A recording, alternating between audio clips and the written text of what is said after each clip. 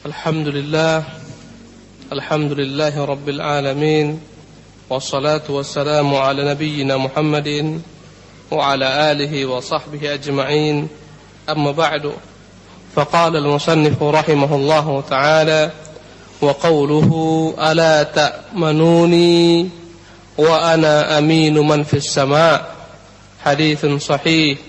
Wa qawluhu wal 'arsyu fawqa dhalik wallahu fawqal 'arsyi wa huwa ya'lamu ma antum 'alayhi haditsun hasanun rawahu Abu Dawud wa ghairuhu. Wa qawluhu lil jariyati ayna Allah qalat fis sama' qala man ana qalat anta rasulullah qala a'tiqha fa innaha mu'minatun rawahu Muslim. Ikhwani wa akhawati rahimanillahu wa iyyakum ajma'in. Kita masih melanjutkan kajian tentang itsbatu uluwillahi ala khalqih, penjelasan penetapan tentang tingginya Allah Subhanahu wa taala di atas makhluknya, wastiwa'uhu ala 'arsyih, penjelasan tentang bersemayamnya Allah di atas 'arsy-Nya. Di minggu yang silam kita telah jelaskan hadis tentang ruqyatul marid. Kita lanjutkan malam hari ini dengan perkataan Nabi sallallahu alaihi wasallam dalam hadis sahih yang dikeluarkan Imam Bukhari rahimahullahu taala, Muslim dari jalan Abu Sa'id Al-Khudri. Beliau bersabda, "Ala ta'manuni?" Kenapa kalian tidak merasa percaya kepadaku? Wa ana aminu man fis sama', sementara aku adalah orang yang terpercaya, yang dipercayai oleh yang di langit. Haditsun sahih.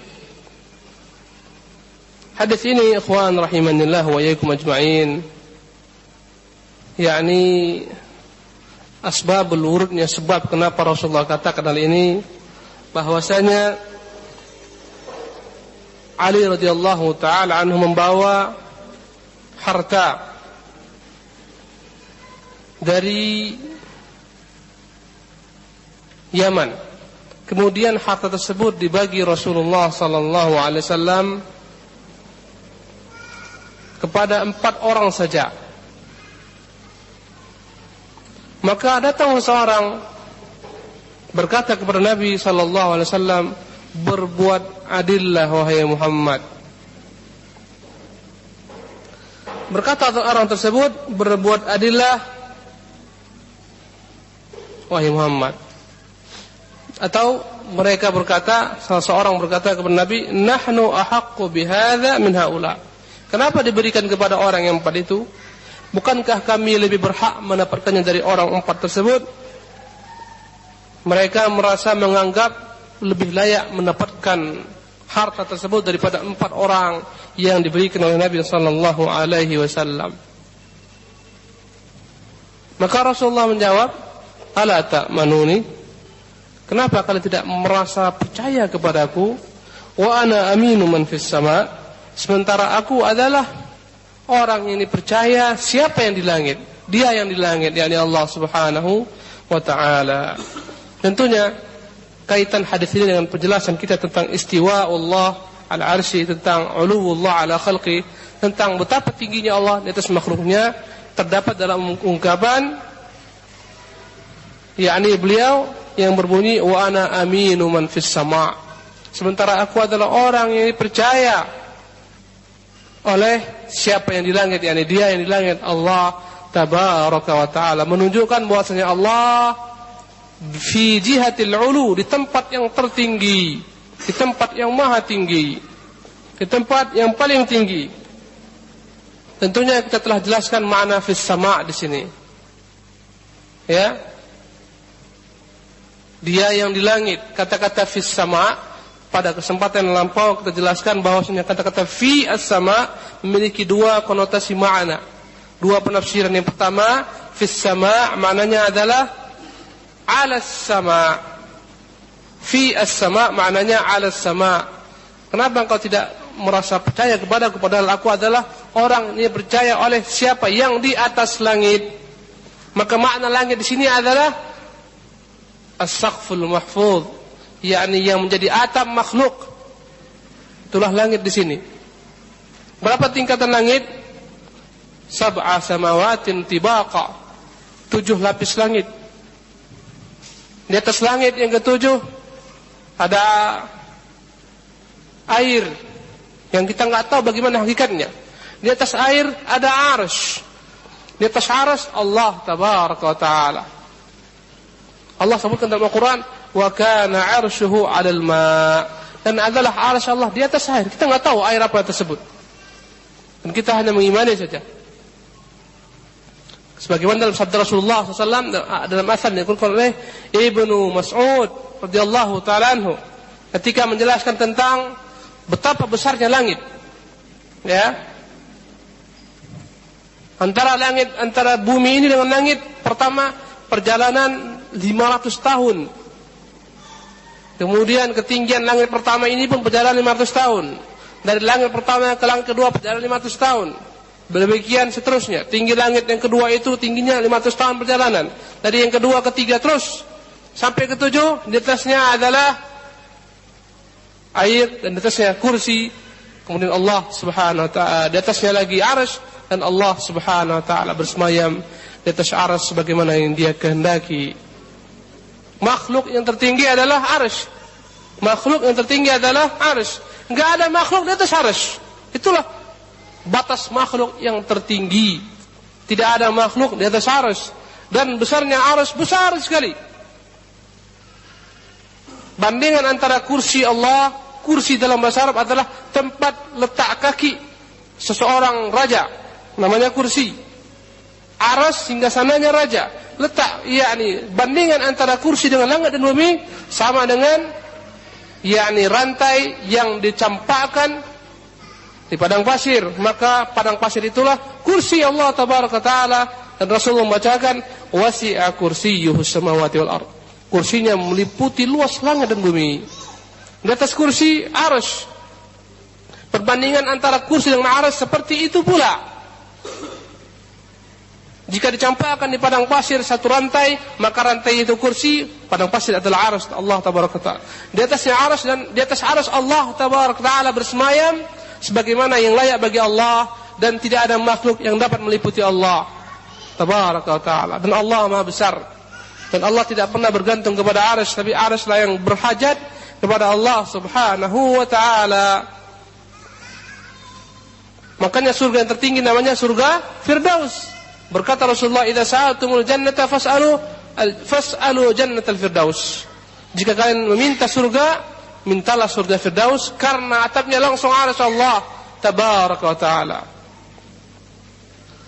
Intinya makna fis sama di sini adalah ala sama, di atas langit. Maka langit di sini maknanya adalah 7 lapis langit yang dimaksudkan Allah Subhanahu wa taala. Apa yang antum lihat? Bintang-bintang, planet-planet, galaksi-galaksi, semuanya itu adalah perhiasan, yakni langit yang tempatnya di bawah langit dan bumi. Ya, di bawah langit dan bumi, di antara langit dan bumi. Bukanlah bintang-bintang itu di dalam langit, tidak, di bawah langit. Langit dunia, di bawah langit dunia.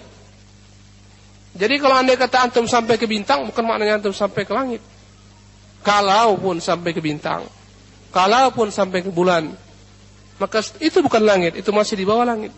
Karena langit adalah merupakan bangunan-bangunan yang berpintu-pintu, yang memiliki penghuni-penghuni, malaikat-malaikat, arwah para anbiya di sana. Jelas suara saya? Kurang besar? Hah? Kurang besar atau gimana ini mikrofonnya? Hah? Tolong anak-anak di atas, ibu-ibu ditertibkan. Jadi makna arsy tadi yang pertama, makna fi di sini artikan ala.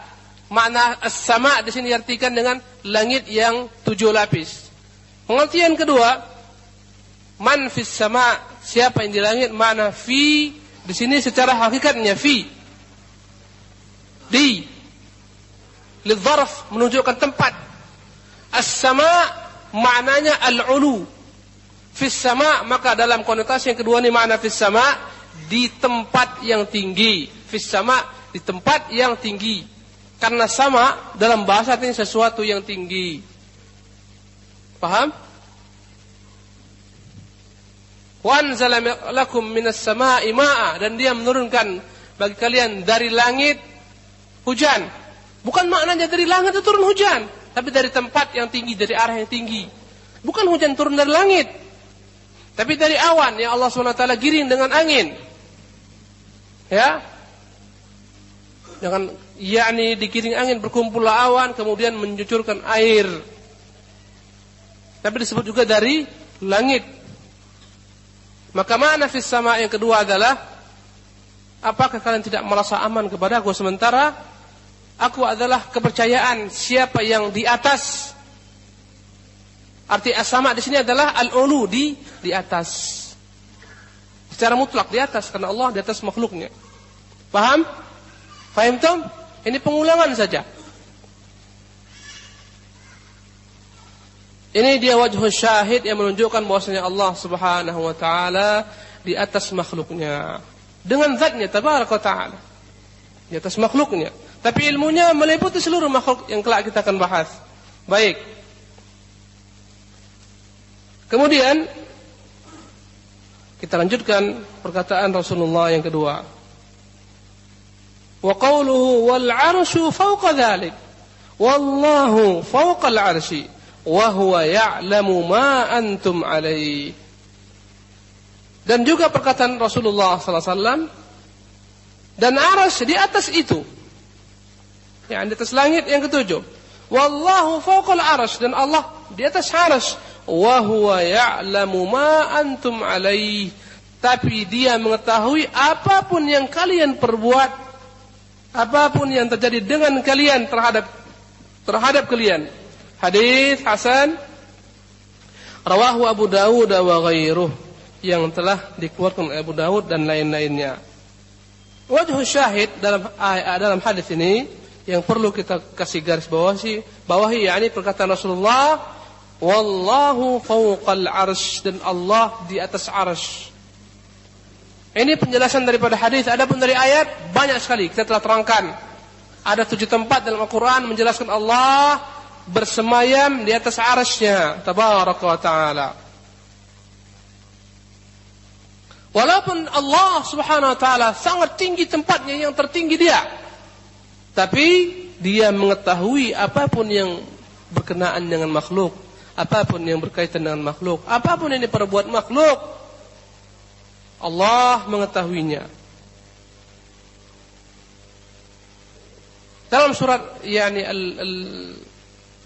Al-Mujadilah, alam tara anna Allah ya'lamu ma fis samawati wa ma fil ardi?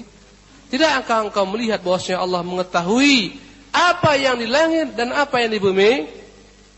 Ma min najwa thalathatin illa huwa rabi'uhum, tidaklah ada 3 orang yang berbisik kecuali dia yang keempat.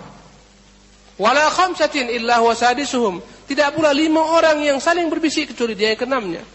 Wala adna min dzalika wala aktsar, tidaklah jumlah yang lebih sedikit daripada itu ataupun lebih banyak, illa huwa ma'ahum aina ma kanu, kecuali dia menyertai mereka dimanapun mereka berada. Thumma yunabbi'uhum bima 'amilu yaumil qiyamah, kemudian Allah akan beritahukan apapun yang mereka perbuat pada hari kiamat. Innallaha bikulli syai'in alim, sesungguhnya Allah dengan segala sesuatu maha mengetahui. Di atas dikatakan alam tara anna Allah ya'lam, tidak akan kamu melihat Allah mengetahui yang di langit, yang di bumi. Kemudian disebutkan tidaklah 3 orang kecuali Allah yang keempat, 5 kecuali Allah yang keenam. Maka ungkapan dan dia menyertai kalian dimanapun kalian berada bukan dengan zatnya. Mustahil Allah masuk ke dalam alam raya, mustahil, karena Allah tidak akan dapat diliputi makhluk karena dia sangat besar sekali. Allahu Akbar, Allah yang maha besar. Mustahil dia dapat diliputi oleh makhluk. Ya, mustahil dia masuk ke dalam bagian daripada makhluk. Maka makna wa huwa ma'ahum aina makanu, dan dia menyertai mereka di mana-mana mereka berada dengan ilmunya. Karena Allah buka ayat dengan ilmu. Alam tara anna Allah ya'lam, tidak akan kamu melihat Allah mengetahui. Kemudian di akhirnya sesungguhnya Allah terhadap segala sesuatu maha mengetahui. Jadi yang disebutkan dengan menyertai kalian dengan ilmunya, tapi zatnya Allah Subhanahu wa taala di atas. Bukan di mana-mana. Dalam pandangan ahlul bid'ah haram bahkan kufur kalau andai kata kita mengatakan Allah di atas. Kafir kata mereka. Karena berarti Allah bertempat kata mereka. Kalau bertempat berarti dia sama dengan makhluk. Makanya kafir mengatakan Allah di atas. Padahal yang mengatakan Allah di atas Allah sendiri, Rasulullah sendiri. Amintum man fis sama? Apakah kamu merasa aman dengan yang di langit? Siapa di sini? Allah. An yakhsifa bikumul ard, jika dia mau dia tenggelamkan bumi kalian. Rasulullah di sini. Apakah kita katakan Rasulullah kafir? Allah SWT mengajarkan kepada manusia sesuatu hal yang membuat mereka kafir, mustahil. Kita katakan jika yang kamu maksud dengan tempat bahwasanya Allah di sisi atas, kita katakan iya.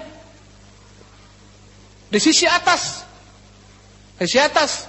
Tapi Allah tidak dapat diliputi oleh tempat karena Allah Maha besar. Paham mana diliputi? Arsy Allah SWT tidak dapat meliputi diri Allah Subhanahu wa taala. Paham itu? Paham kan? Langit ini Allah akan kurung dengan tangan kanannya, bumi Allah akan bentangkan dengan tangannya pada hari kiamat. Was-samawati matwiyatun biyaminih, langit digulung dengan tangannya, tangan kanannya. Menunjukkan besarnya Allah. Sampai-sampai Jahannam baru berhenti berkata tambah-tambah ketika Jabbar Allah Tabaraka Ta'ala yang Maha Perkasa meletakkan di atas neraka Jahannam kakinya. Maka seketika neraka pun berkata cukup. Allah itu ada, memiliki zat, memiliki sifat, tempatnya di atas arsy. Bukan sebagaimana ungkapan orang, dia tidak bertempat, tidak di atas, tidak di bawah, tidak di dalam alam, tidak di luar alam, tidak jauh, tidak dekat. Artinya tidak ada sama sekali. Kalau demikian nggak ada berarti, ya. Makanya kata orang-orang ulama ahlu sunnah, al-mu'attilatu ya'budu adaman. Orang-orang yang menafikan bagi Allah sifat semuanya, mereka menyembah sesuatu yang tidak ada. Al-musyabbihatu ya'budu sanaman. Tapi orang-orang yang menyerupakan Allah dengan makhluknya, mereka menyembah patung. Ahlu sunnah menyebutkan apa-apa yang Allah sebutkan tentang dirinya, dan demikian juga Rasulnya. Menafikan bagi Allah apa-apa Allah nafikan bagi dirinya, dan apa-apa yang dinafikan oleh Rasulnya. Apakah Allah mengantuk? Tidak, kita katakan karena Allah mengatakan la ta'khudhuhu sinatun wa la naum. Apakah Allah Maha mendengar? Ya, wa huwas samiul basir. Apakah Allah memiliki wajah? Ya, karena dia mengatakan ya, wa yabqa wajhu rabbik, dan berkekalanlah wajah Tuhanmu. Jadi ahlu sunnah enggak ngarang-ngarang. Dan semua sifat yang kita tetapkan bagi Allah tidak akan pernah sama hakikatnya dengan sifat makhluk. Walaupun kita katakan Allah mendengar, makhluk mendengar, tidak pernah kita samakan antara pendengaran Allah dengan makhluk. Kita katakan Allah memiliki wajah, manusia memiliki wajah, tidak pernah kita samakan antara wajah Allah dengan wajah makhluk. Kesamaan nama tidak harus menyamakan hakikat zat. Kita berikan contoh kaki. Kaki itu dalam bahasa Arab, ya, paham kita kaki, rijlun, kaki manusia. Samakah dengan kaki meja? Berbeda walaupun sama-sama kaki. Kaki Allah apakah sama dengan kaki makhluk? Berbeda walaupun sama-sama namanya kaki. Fahim tum?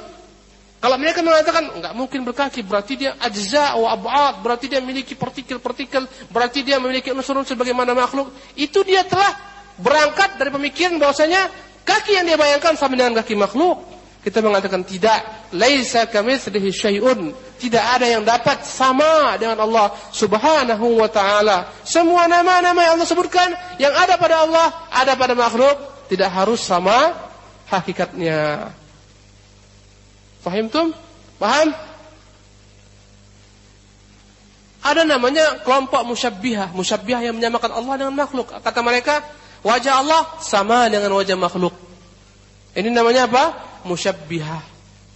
Turunnya Allah sama dengan turun saya dari mimbar. Itu namanya musyabbihah. Dan ini kelompok yang tercela, yang tersesat, yang menyerupakan sifat Allah dengan sifat makhluk. Ada kelompok lain tersesat yang menafikan bagi Allah nama dan sifat. Sama-sama tersesat. Ahlu sunnah menetapkan apa-apa yang Allah tetapkan bagi dirinya dan Rasulullah, tetapkan bagi Allah, serta menafikan dari Allah apa-apa yang dinafikan oleh Allah sendiri dan yang dinafikan oleh Rasulnya sallallahu alaihi wasallam. Kalaupun mereka tetapkan tanpa harus diserupakan dengan makhluk. Baik. Kemudian berikutnya wa qauluhu lil jariyah. Demikian juga perkataan Nabi kepada seorang budak milik Muawiyah bin Hakam. Muawiyah bin al-Hakam. Suatu ketika Muawiyah bin al-Hakam marah, maka dia tampar budaknya, kemudian dia menyesal. Kemudian dia melapor kepada Nabi sallallahu alaihi wasallam, "Ya Rasulullah, sebagai tanda penyesalanku, bagaimana jika aku bebaskan dia, aku merdekakan dia daripada perbudakan?" Maka Rasulullah berkata, "Ji'ni biha, bawakan dia kepadaku." Maka datanglah perempuan tersebut. Rasulullah ingin mengujinya apakah dia seorang perempuan yang telah beriman. Karena syarat membebaskan budak haruslah budak tersebut seorang yang mukmin. Fatahriru raqabatin mu'minah, memerdekakan budak yang mukmin. Kenapa tidak boleh kita merdekakan budak yang kafir? Karena perbudakan dalam Islam tujuannya agar budak ini dekat dengan kaum muslimin, dapat diatur kaum muslimin, diasuh kaum muslimin, semoga mereka dapat hidayah. Kalau mereka masuk Islam, alhamdulillah, ya, mereka telah berinteraksi dengan kaum muslimin. Kalau mereka di atas kekufuran mereka, mereka tidak dapat berbuat apapun terhadap kaum muslimin, karena mereka statusnya budak. Tapi jika dia dibebaskan sebelum dia merdeka, dalam keadaan kafir, boleh jadi dia kembali kepada negeri kaum kufar, memerangi kaum muslimin kembali. Dan dalam Islam, pintu perbudakan hanya satu saja, yakni jalur peperangan antara orang-orang beriman dengan orang-orang kufar. Peperangan sama kaum muslimin dalam fitnah, tidak boleh mengambil satu bagian daripada mereka sebagai budak. Yang kalah nggak boleh jadi budak. Hanya boleh dalam jalur jihad fi sabilillah, memerangi orang-orang kufar. Mereka kalah, mereka takluk, maka jadi budak. Tujuannya supaya mereka belajar kepada kaum muslimin tentang Islam. Berapa banyak budak-budak yang berubah statusnya menjadi ulama-ulama setelah mereka berinteraksi dengan kaum muslimin. Seperti Hasan Basri itu budak, Atha bin Abi Rabah itu budak. Ya. Al-Imam Tabari kakeknya itu budak. Banyak ulama-ulama besar asalnya budak. Baik. Maka Rasulullah mengetes perempuan ini. Ini terdapat dalam Sahih Muslim. Aina Allah? Di manakah Allah?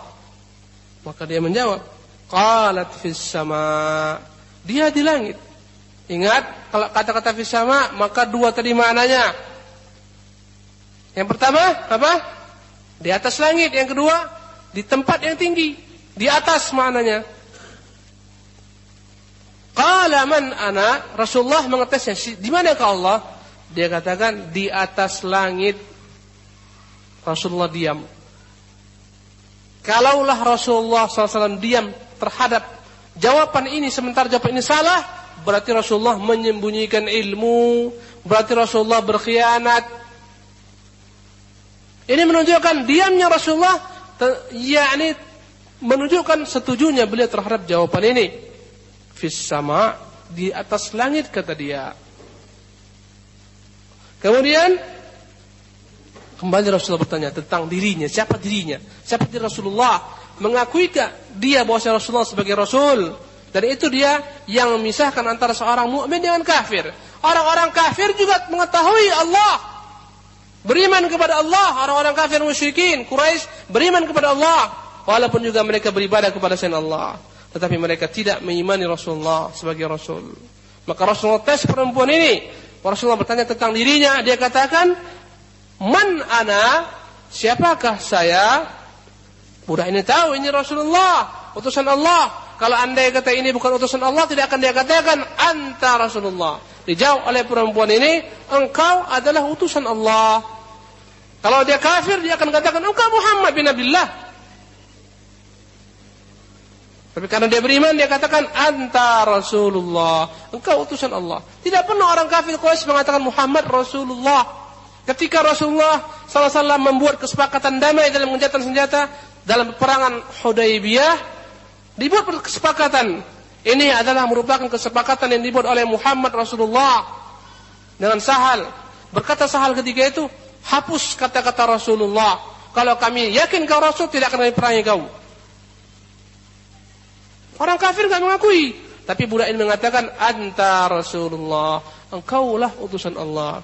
Maka setelah Rasulullah meyakini perempuan ini beriman, berhak untuk dimenikakan, dia katakan, a'tiqha fa innaha mu'minatun. Bebaskan budak ini karena dia mukmin. Dia menjawab, Allah di langit, engkau Rasulullah. Rasulullah katakan, dia telah sah menjadi seorang mukmin, mukminah, bebaskan dia. Tapi ada kelompok-kelompok sesat daripada kelompok Ahlul Kalam yang mengatakan haram menanyakan aina Allah, di mana Allah, jangan tanya-tanyakan. Bahaya. Rasulullah menanya, dia katakan haram bertanya aina Allah, karena akan membuat kita mengatakan Allah di atas, dan itu konsekuensinya Allah bertempat, konsekuensinya Allah sama makhluk, dan omong kosong yang berbelit-belit panjang. Ya, kalaulah dimasukkan tempat Allah di bawah, tidak. Jika dimasukkan yakni pada sisi atas, kita katakan dia pada sisi atas, jihad atas, sisi atas, dan dia tidak dilingkupi oleh tempat. Tidak ada makhluk yang dapat meliputi Allah Subhanahu wa taala, dan tempat adalah merupakan makhluk. Bahkan di atas langit itu ada al-ma', ada air yang kita enggak tahu bagaimana air tersebut, ikhwan. Ya, dalam hadis Ibnu Mas'ud, awwalu ma khalaqallahu al-qalam. Yang pertama kali Allah ciptakan adalah al-qalam. Pena dalam bahasa Indonesianya. Kita enggak tahu pena tersebut bagaimana bentuknya, panjangnya, besarnya. Maka Allah katakan kepada pena ini, tulislah. Maka dia mulai menulis segala sesuatu. Ya. Sampai hari kiamat. Dan Nabi sempat mendengar suara pena ini bergerak ketika dia mi'raj ke atas, mengambil perintah salat. Ya, sampai-sampai dia mendengar suara pena bergerak di atas, di Lauh Mahfuz sana. Kemudian berselisih para ulama, apa makhluk yang pertama diciptakan? Sebagian mengatakan pena, sebagaimana pandangan Syekh Muhammad Nasir Albani. Sebagian mengatakan kursi, sebagaimana yang dikatakan oleh Syekh Islam Ibnu Taimiyah. Yang lebih rajih wallahu taala alam, yang pertama kali Allah ciptakan adalah kursi. Yang pertama kali ciptakan adalah arsy. Karena dalam hadis ini disebutkan wa kana arsyuhu 'alal ma'. Dan adalah setelah Allah katakan yang pertama kali Allah ciptakan adalah pena, kemudian disebutkan dan adalah arsy Allah. Taib. Sampai-sampai ada orang-orang yang berani melemahkan hadis ini. Dalam Sahih Muslim, sebagaimana musuh-musuh sunnah yang melemahkan hadis ini. Taib, kita pindah. Yang jelas dalam hadis ini semua terdapat penjelasan bahwasanya Allah di atas arsy, Allah di atas tempat yang tertinggi. Kita lanjutkan kepada bab berikutnya. Siapa yang baca? Tafadhal. Begini banyak enggak ada yang mau baca. Enggak ada yang mau dapat pahala. Bismillah. Alhamdulillah wassalatu wassalamu ala Rasulillah wa ba'du. Qala musannifu rahimahullahu taala wa qawlihi sallallahu alaihi wasallam afdalul imani an ta'lama anna Allaha ma'aka haitsu ma kunta. Hadisun hasanun akhrajahu At-Tabrani min hadisin Ubadah ibn Samad. Hasbuk, yakfi. Itsbatu ma'iyyatillahi ta'ala li khalqihi wa annaha la tunafi 'uluwahu fawqa 'arsyihi. Bab berikutnya penjelasan, penetapan tentang ma'iyyatullahi ta'ala li khalqihi. Allah menyertai makhluknya. Penjelasan bahwasanya Allah senantiasa menyertai seluruh makhluknya. wa annaha la tunafi 'uluwahu fawqa 'arsy. Dan sesungguhnya kebersamaan Allah SWT dengan makhluknya tidak menafikan tentang ketinggian Allah di atas arasnya. Ini dia babnya. Penjelasan tentang Allah menyertai makhluk. Tetapi Allah menyertai makhluk tidak menafikan bahwasanya Allah tetap berada di tempat yang tertinggi di atas arasnya. Karena menyertai dalam bahasa Arab tidak harus menyatu. Orang Arab mengatakan sirtu wal qamar ma'i. Aku berjalan sementara bulan menyertaiku. Malam hari ini bulan sekarang lagi terang. Antum musafir, naik kendaraan sendiri, enggak ada orang-orang yang berjalan, antum melihat bulan, antum katakan sirtu wal qamar ma'i. Aku berjalan dan bulan menyertaiku. Di sini dia mengatakan bulan menyertainya. Apakah makna bulan menyertainya? Bahwasanya bulan itu nyatu dengan dirinya? Tidak. Demikian juga Allah menyertai kita bukan dengan zatnya. Sebagaimana bulan menyertai yakni seorang berjalan bukan dengan zatnya, menyatu dengan orang tersebut. Tidak harus menyatu. Antum naik mobil, bawa barang-barang di atas atap mobil antum. Antum katakan sirtu wal mata'u fawqi. Atau wal mata'u ma'i. Aku berjalan, barang-barang ada bersamaku. Padahal di atas antum. Tidak harus menempel, tidak harus melekat. Jadi walaupun Allah Subhanahu wa taala di atas, tetapi dia menyertai kita. Dengan apanya? Ilmunya, pengetahuannya, kekuasaannya menyertai kita. Dimanapun kita berada. Tidak ada tempat kecuali Allah mengetahui kita. Ilmu Allah mengetahui kita, menjangkau kita, kekuasaannya menjangkau kita. Bukan dengan dirinya. Maha suci Allah SWT jika dia menyatu dengan makhluk dan dengan alam raya ini mustahil. Apalagi nyatu dalam diri hamba manusia. Itu pandangan orang-orang Nasara. Tuhan menyatu dengan manusia, pandangan orang-orang Nasara. Ya. Wa qawluhu afdalul iman an ta'lama anna Allah ma'aka aynama kunta. Dan perkataan Nabi sallallahu alaihi wasallam, seutama-utama iman an ta'lama anna Allah ma'ak aynama kunta. Ketika engkau mengetahui bahwasanya Allah bersamamu dimanapun engkau berada. Haditsun hasan akhrajahu at-Tabrani. Hadis ini hasan dikeluarkan oleh Tabrani rahimahullah taala. Baik. Hadis ini ikhwan menunjukkan bahwasanya iman itu bertingkat-tingkat. Karena kata Nabi, seutama-utama iman ketika engkau meyakini bahwa Allah menyertai dimanapun engkau berada. Berarti iman itu ada yang paling utama. Berarti ada yang di bawahnya, dan ada di bawahnya. Ini pendapat Ahlus Sunnah wal Jamaah. Iman itu bertingkat-tingkat.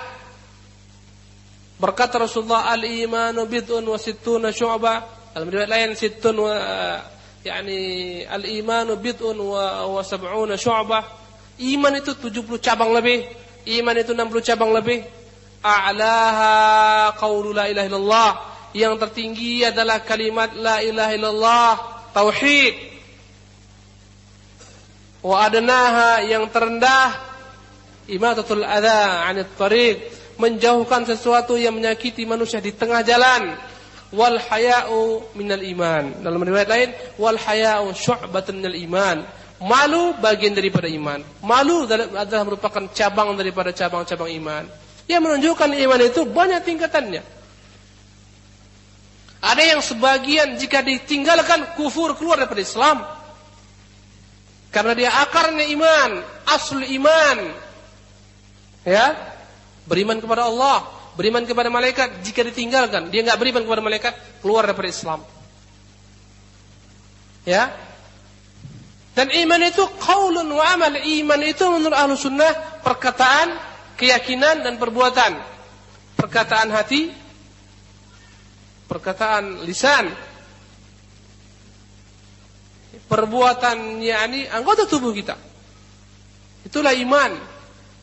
Di sini disebutkan yang tertinggi ucapan la ilaha illallah, berarti ucapan itu adalah merupakan bagian daripada iman.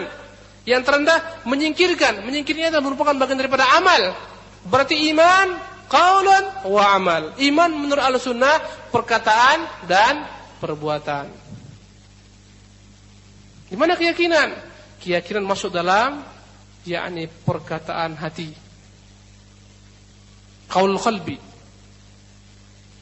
Kenapa kita perlu bahas ini? Karena ada kelompok yang sesat mengatakan iman itu satu saja. Enggak ada tingkat-tingkat. Iman itu satu saja. Jika orang telah beriman, maka dia telah beriman secara sempurna. Pandangan siapa ini? Pandangan siapa? Orang-orang Murji'ah.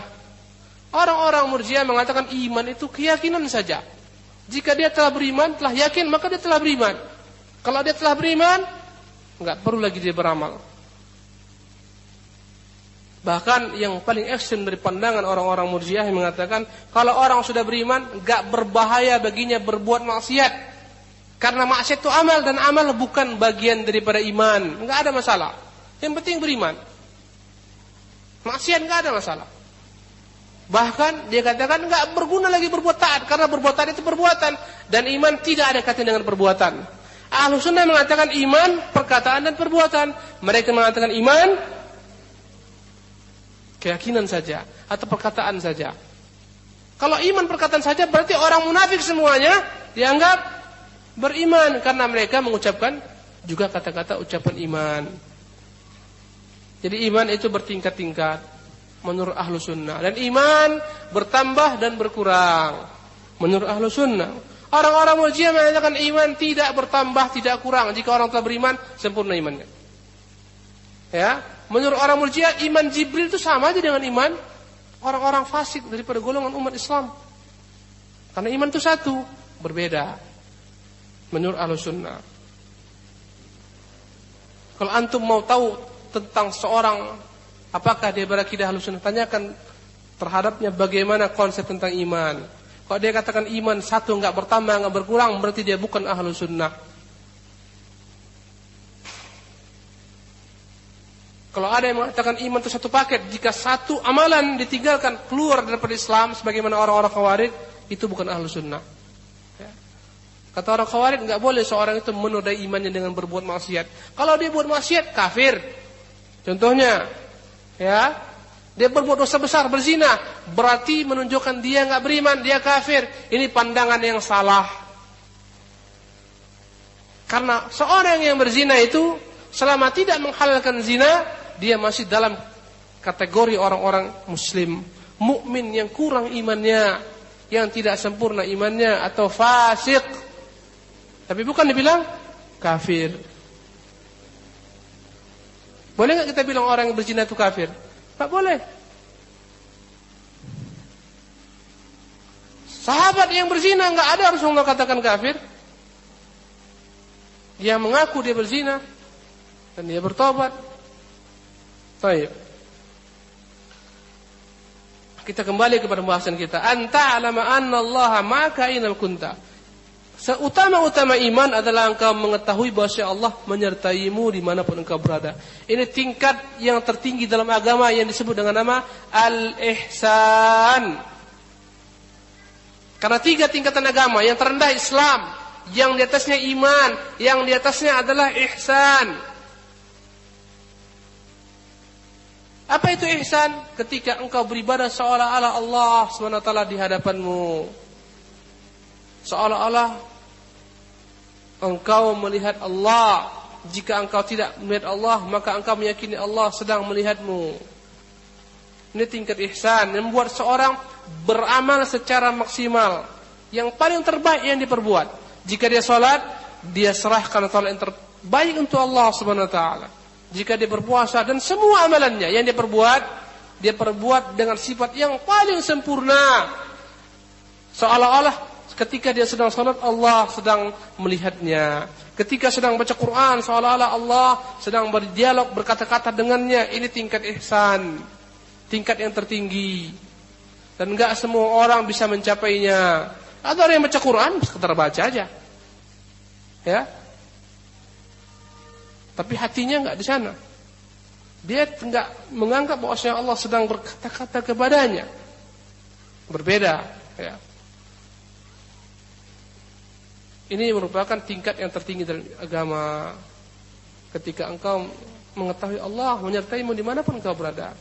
Dan ingat, kita telah bahas dahulu kala bahwasanya Allah menyertai manusia atau dalam bahasa Arabnya ma'iyah terbagi menjadi dua.